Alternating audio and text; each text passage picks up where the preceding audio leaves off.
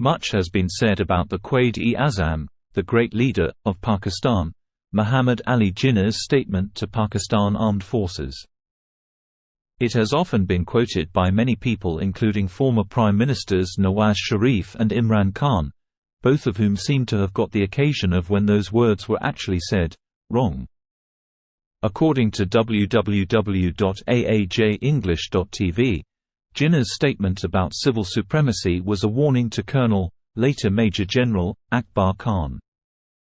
The strongest first-hand account we have today is from Air Marshal, retired, Asghar Khan, strongest because he was one of the military officers meeting Jinnah.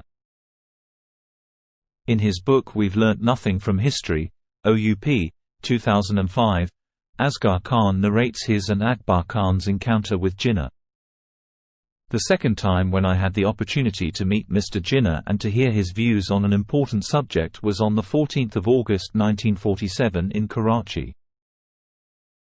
As the Governor-General of Pakistan, he had given a large reception on the lawns of the Governor-General's house, now the Governor's House, in Karachi. I was among the dozen or so officers of the armed forces invited, and one of the others was Lieutenant Colonel, later Major General, Akbar Khan of Rawalpindi conspiracy fame. Akbar Khan suggested that we should talk with the Quaid-e-Azam. The Quaid was moving around meeting his guests, and when he came near us he asked us how we were. Akbar Khan replied that we were very happy that he had succeeded in creating a free and independent country, and we had hoped that under his leadership, our genius will be allowed to flower.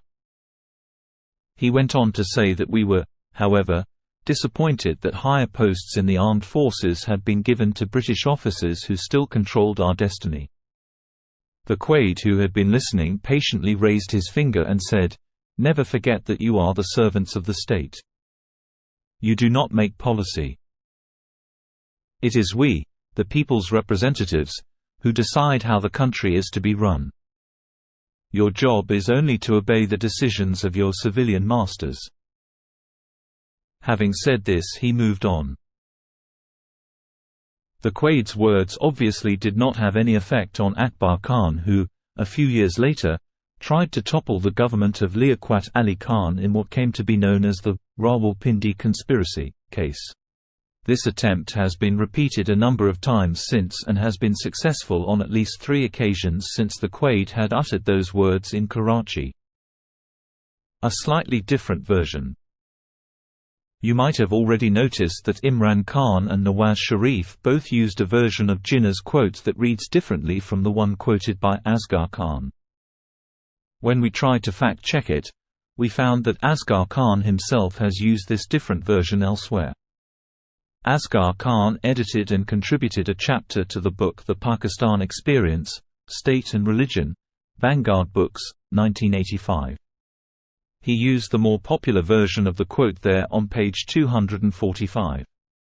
So the first version reads, "Never forget that you are the servants of the state.